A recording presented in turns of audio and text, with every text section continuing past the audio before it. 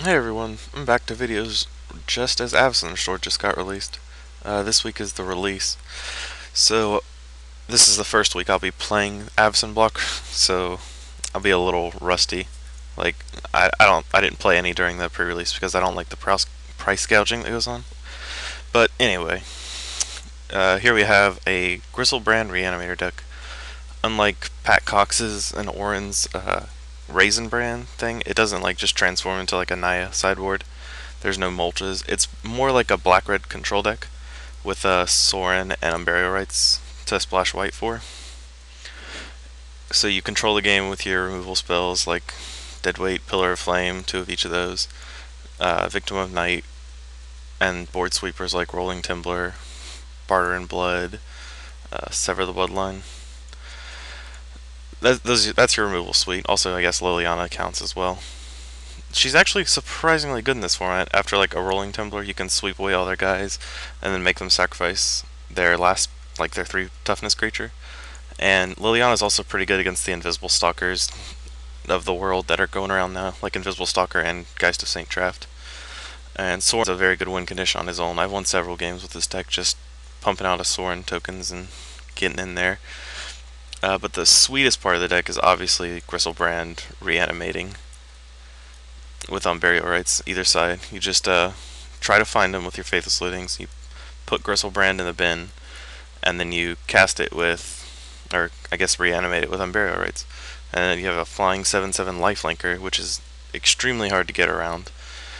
And you just win the game pretty easily from there. I haven't had much time with the game, so it'll be like a. This is like my third daily since the new set came out.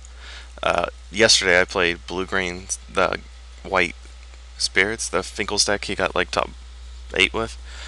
And that deck was, I mean, it's very good, don't get me wrong. It just wasn't very fun to play, I don't think.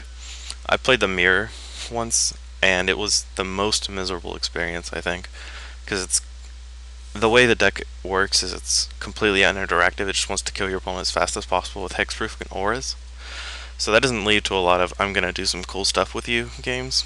So I played the mirror, and it was, oh, I got my Geist of Saint Traft and an increasing savagery. Oh, you had your Wolf here, Silverheart, and a Invisible Stalker. Let's see who gets there first.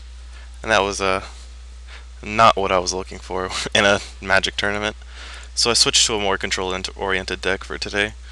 Though the blue-green Spirit deck is still pretty good. So if you want to try that, I recommend it.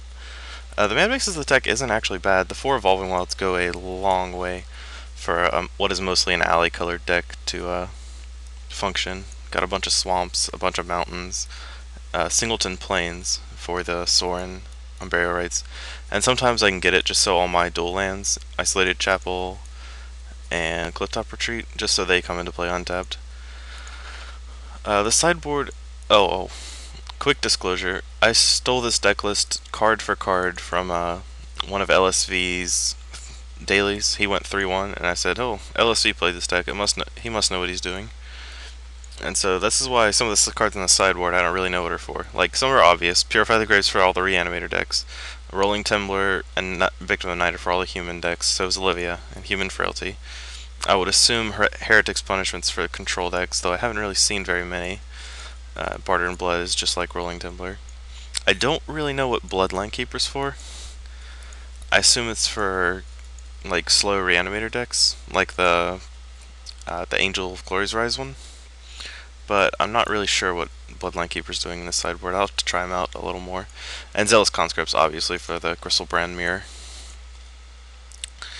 But yeah, that's the deck. Now I get to play my, what is this, my third daily, I think? Yep.